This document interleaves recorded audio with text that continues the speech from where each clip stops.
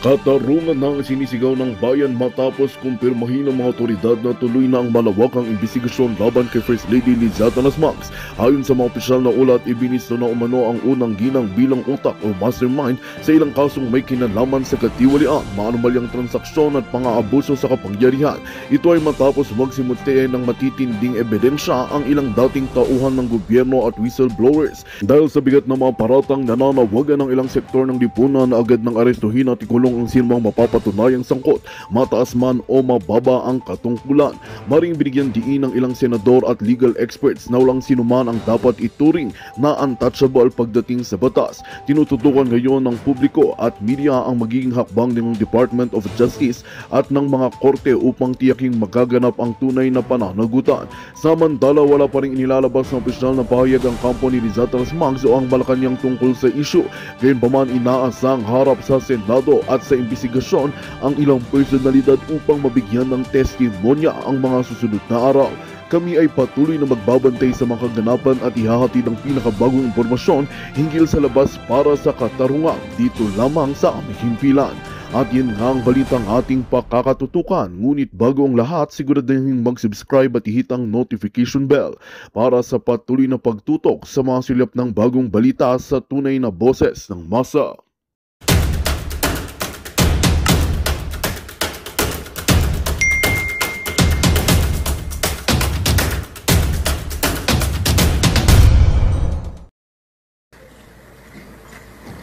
Sige, yun yung the Sustainable Livelihood Program is meant, ito po, yun ang aking understanding, is meant to be the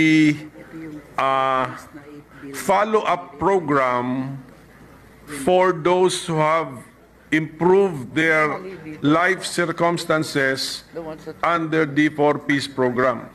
Tama po ba yun? Parang graduated yun, di ba? You from 4Ps, you now go to SLP? Yes, that's correct. But the SLP is also involves other projects in the Kalahi Seeds and others. So I think there's an effort to streamline and simplify these livelihood projects. The magic words have been mentioned, Mr. President. That's why if SLP contains the Kalahi Seeds, that's why I fail to understand what SLP is all about, because I really do not understand what Kalahi Seeds is. So siguro we will devote time siguro, Mr. President, para maintindihan po natin, no? Okay. Kalahi Seeds is what? A program of the DSWD? Yes, the Kalahi Seeds, as we know, is Kaunlaran at Kabuhayan sa Barangay KKB.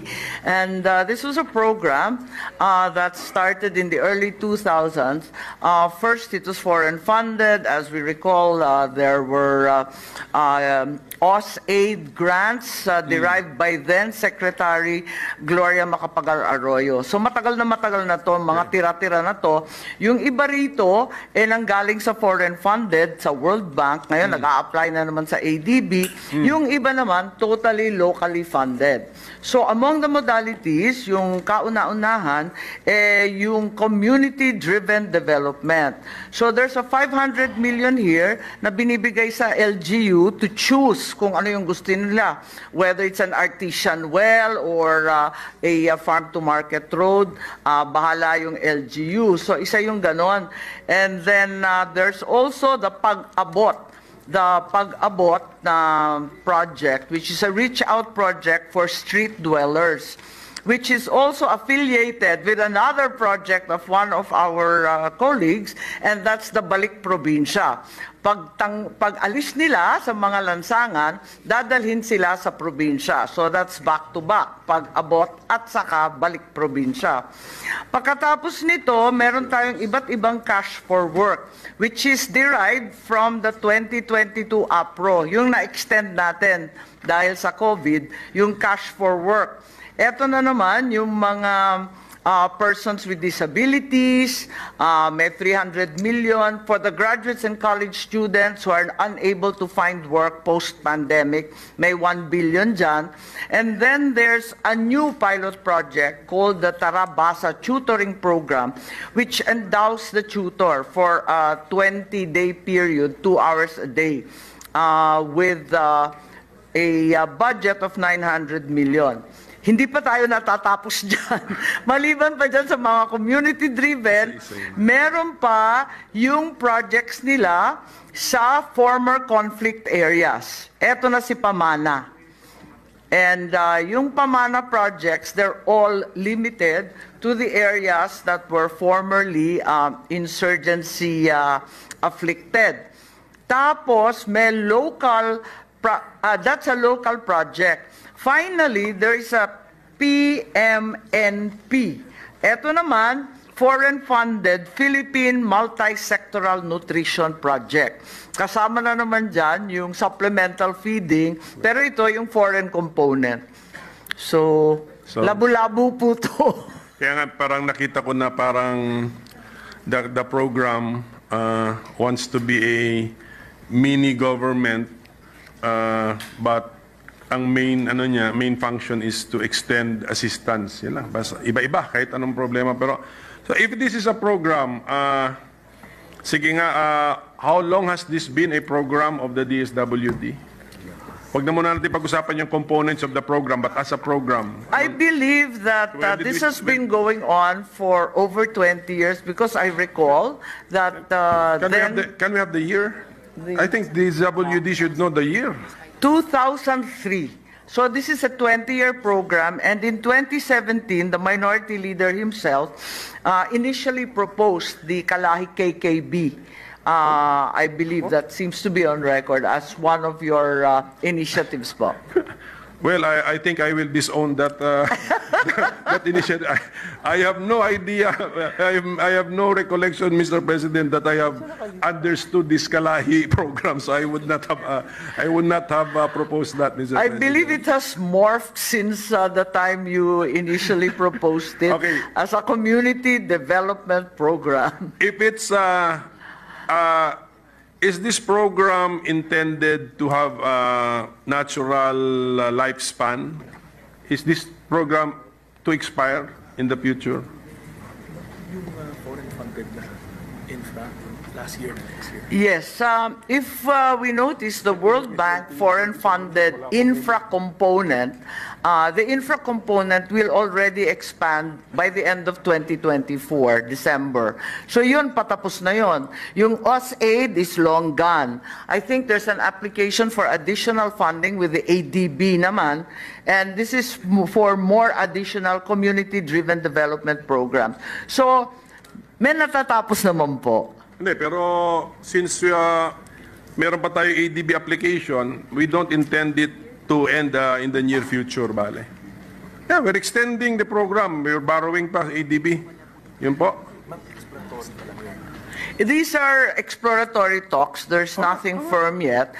But the effects, the intention of this community-driven development program, na humihingi sila ng additional funding, was to respond to the effects of COVID and the continuing disasters in its wake. So, yung mga far-flung provincial communities ang ina-address niyan. Does this, since this looks like it's a very important program of the DSWD and also well-funded and it has a large budgetary impact, meron naman siguro kayong comprehensive brochure about this program? Sige nga, pag-aralan, pag kailangan po yata ito talaga Yes, upuan na, opo, Mr. President. Yes, tama po si Minority Leader. Actually, I compelled them to list all the different modalities since there seem to be so many different forms and shapes of this program. Essentially, I believe this has been work in progress. Every time there's some kind of an emergency, a program is birthed from the disaster, the epidemic, and all other calamities. Sige po, sige. But since we're talking about the budget, sige, para po na maintindihan po natin, no? The budget for the Office of the Secretary in the committee report, 241.8 billion. Okay, how much of this would be under the Kalahi SEEDS program? It's 2.9. It's 2.9. Originally 3.82. It's now 2.934 billion. Okay, 2.9 billion pesos. Of that, 241 is for the Kalahi SEEDS program. And this is the 2.9 are the locally generated funds. May foreign component pa ito? Wala. That's already our share. That's the breakdown I read earlier among the different projects like the Pag-abot, Balik Probinsya, Cash for Work, etc. That's all locally funded. Loan proceeds to be devoted to Kalahi. Magkano? Yes.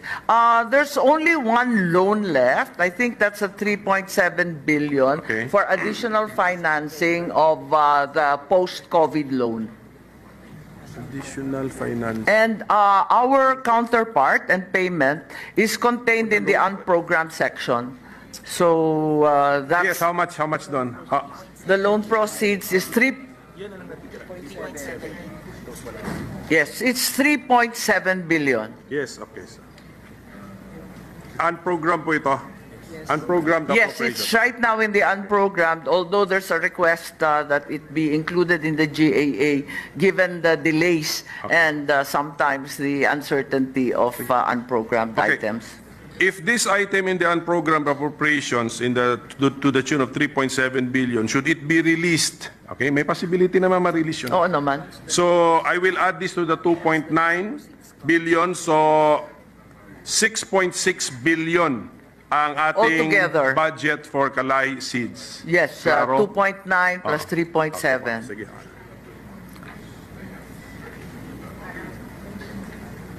Okay.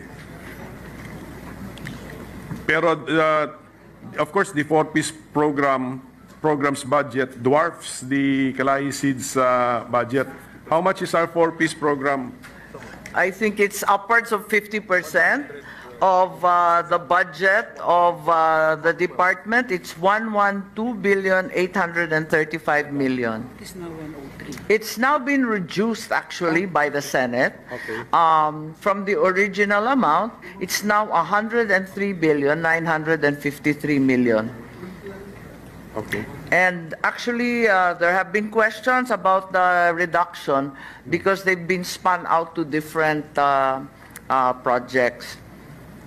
Now, how come itong four-piece is also a regular program of the DSWD? Yes, that's the largest program. Since when? Since 2007, I believe it started out as a pilot project that was ratcheted up as phase 2 and phase 3. So it started. It's actually been going on for, what is it now? 16 years. 15? Yeah? 16 years. 2007. 2007. Okay. Yeah. Kaya nga, but if we look at the amounts given to the program, masyadong volatile. Can you explain why the volatility in the amount given to the program? Yeah. That's a constant. I think it's been a constant. It's always been roughly 50% of the DSWD budget. Parang ever since yan na talaga yung amount.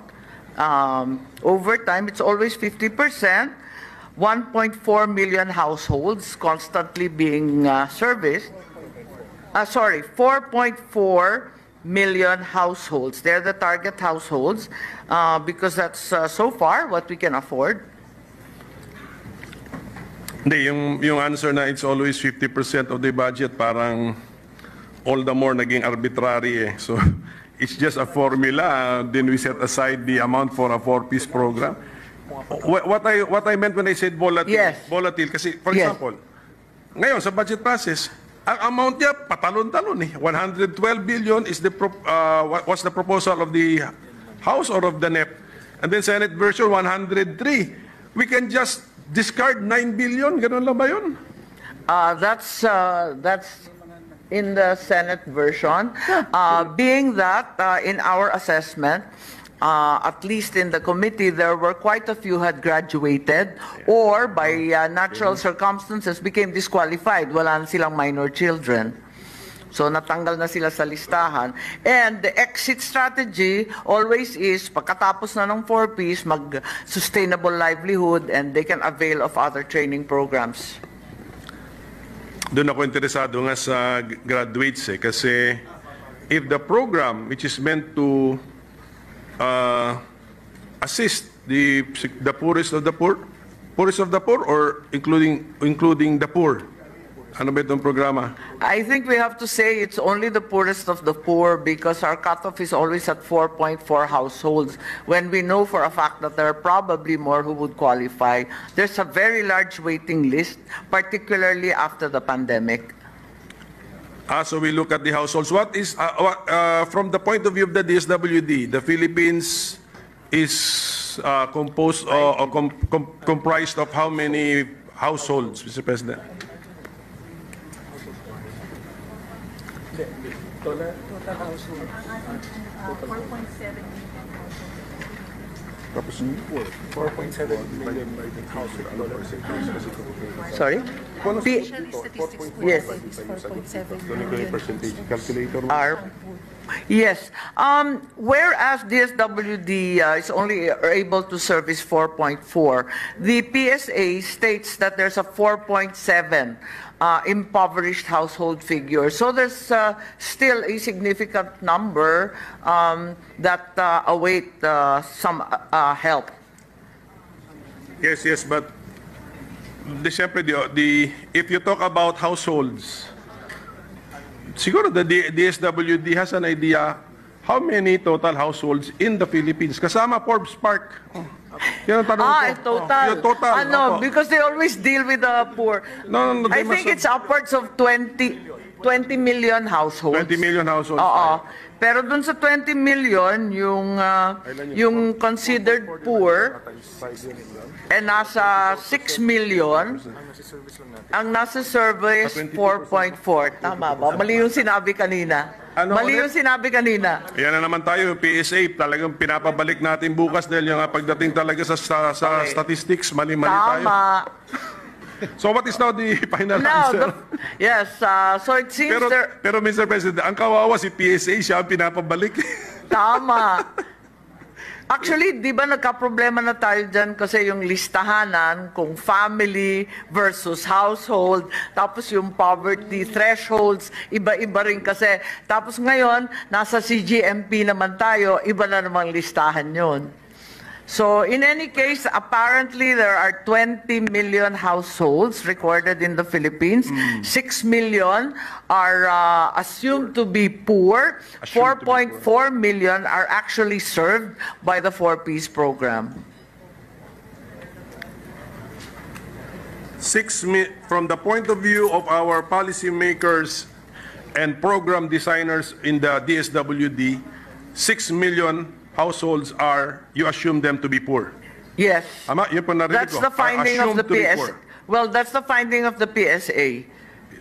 Kala ko 4.7. Sorry. Now it turns out it's not PSA to blame. Okay. It turns out it's the DSWD's own listahanan 3 that says 6 million are in fact poor out of the 20. Okay. Kaya ko tinatanong yun kasi nag-ratio percentaging ako eh. Tama. 6 of 20, 30%. 30% households. Yes, I believe so. Yeah, it's a very large sum. If we should follow that, then poverty incidence rates surveys must be in the vicinity of 30%. Is that the admission or the data of the current administration that the poverty incidence rate right now is 30%? Ano? Kuya, tigil ko na. Hindi, percent. Level natin is 19%. 18. Yes, I think that the poverty level that's officially stated is always 18%.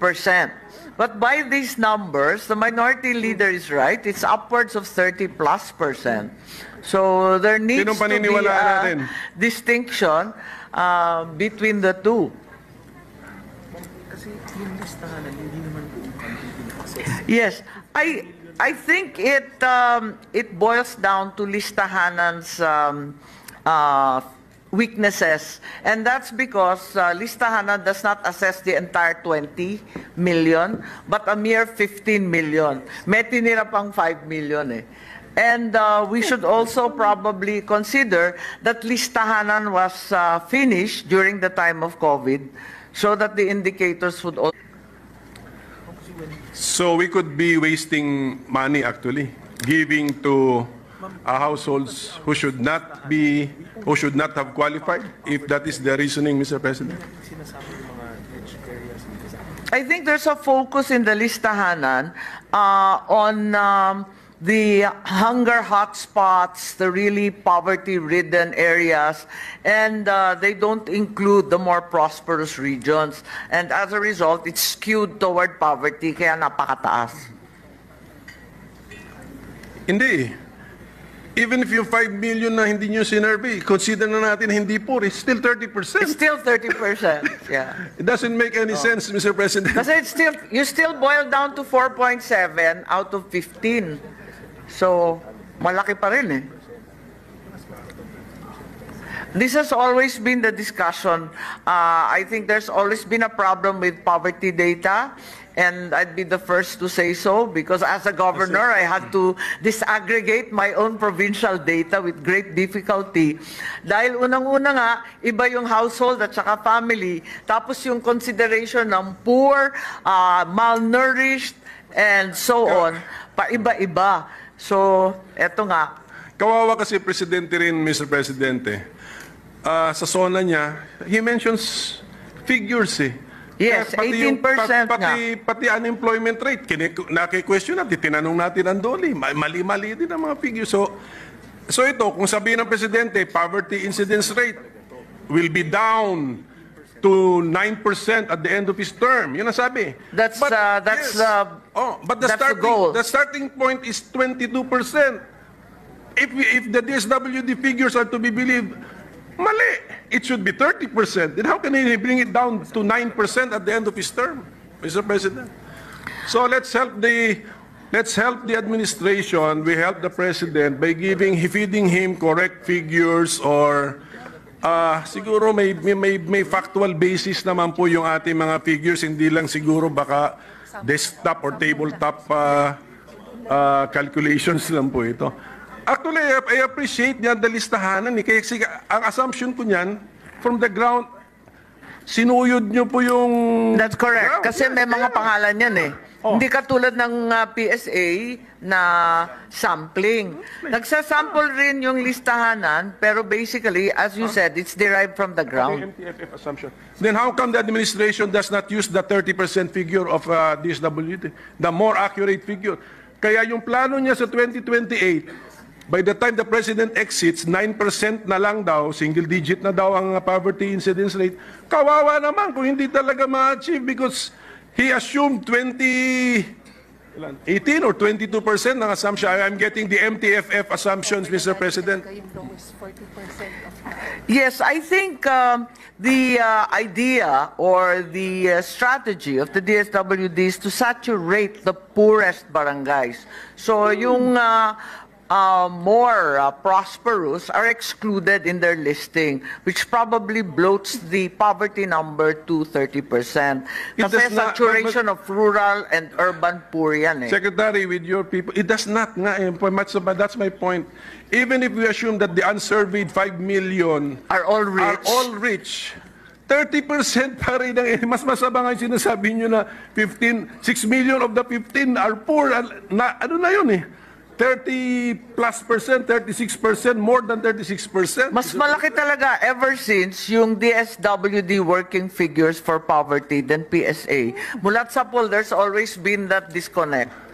And we've always questioned it here in the Senate. And the answer has always been that their focus is to saturate the rural and urban poor barangays.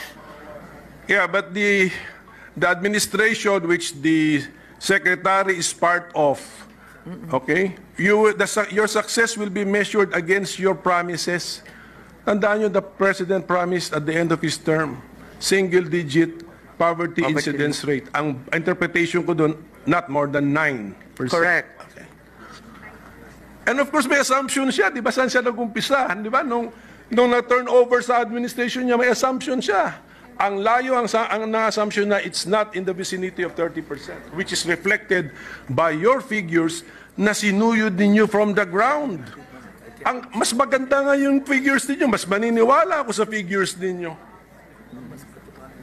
Yeah, totoo. Assumption niya. Kasi may pangalan to eh. May address eh. Yung ending yan, yung start.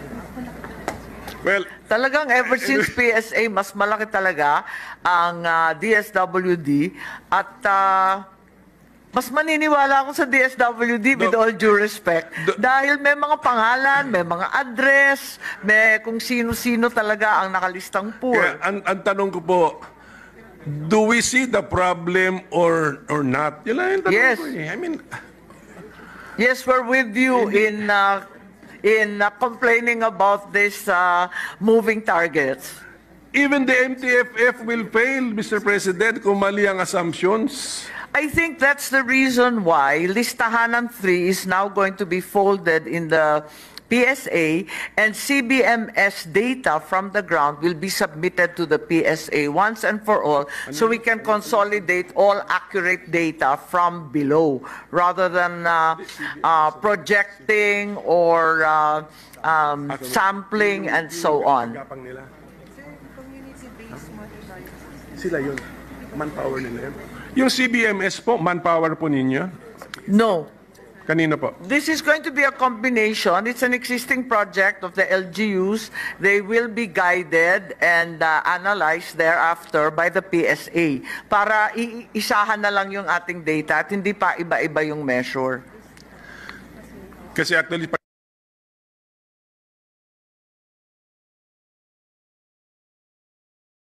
is that listahanan used for any other programs of the DSWD? Is that important for AIX, for example? Ma'am, ayos hindi. But for other programs, even sa other departments, like the lifeline rate ng DRC. Yes, I think the listahanan, of which listahanan 3 is the last, ano? It's being used for lifeline rates for the ERC and other projects of other departments. In PhilHealth, for example, ginagamit din yan. Sa Unifast, whenever it gets paid by CHED, is also using listahanan 3 as the basis. AIX does not. AIX does not because it's derived largely by the DSWD together with the LGU when emergencies arise. Okay. But you have computerized systems in such a way that beneficiary is a beneficiary allowed to accept the benefits of more than one program of the DSWD? Yes, they are actually.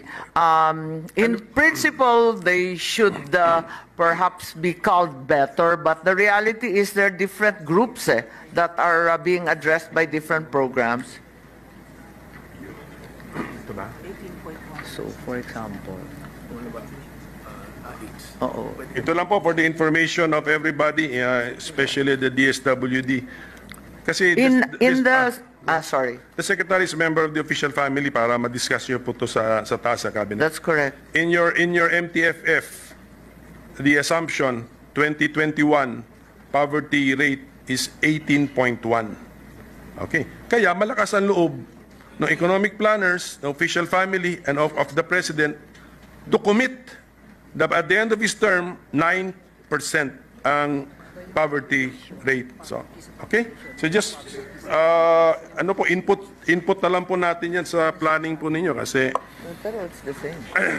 It's the same. It's still way off. ito, at least we're talking to the President. Magandang balita ang hatid namin sa inyo ngayong araw. Sa pagtatapos ng aming balitaan, nagbigay kami ng mga mahalagang impormasyon. Maraming salamat sa pagtutok at pagsuporta sa aming programa. Huwag kalimutang manatili sa mga susunod na araw para sa mga bagong balita at mga kwento na dapat nating abangan. Mula sa Boses ng Masa, magandang araw Pilipinas!